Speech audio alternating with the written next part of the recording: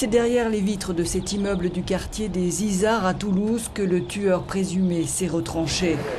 Un quartier bouclé, sécurisé, où les habitants sont stupéfaits car l'homme est décrit comme quelqu'un de plutôt gentil, calme, respectueux. Des voisins inquiets aussi, des possibles amalgames.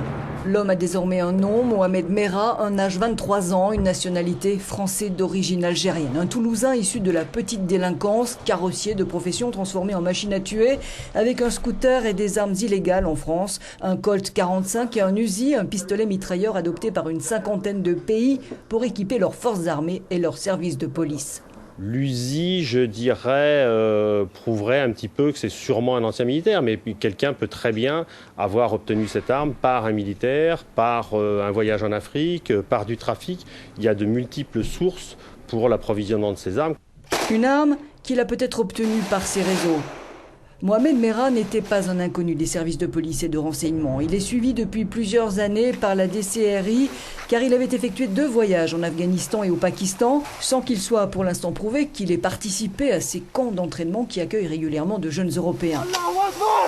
Est-il un moudjahidine appartenant à Al-Qaïda comme il le dit? A-t-il agi seul? Fait-il partie d'une cellule?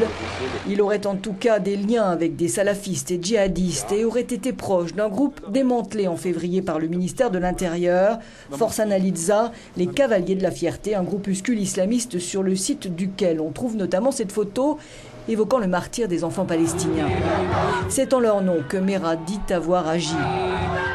Forsan Al-Idza recruté par Internet, par le biais de vidéos de propagande comme celle-ci.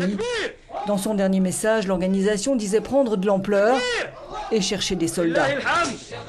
Ces Français djihadistes ayant des liens au Pakistan seraient une poignée en France, un peu plus d'une dizaine. Depuis 1995 et les attentats dans le métro parisien perpétrés par un groupe d'origine lyonnaise, ils n'avaient mené aucune action sur le territoire. Mais ils sont la préoccupation principale des unités antiterroristes et des services de renseignement.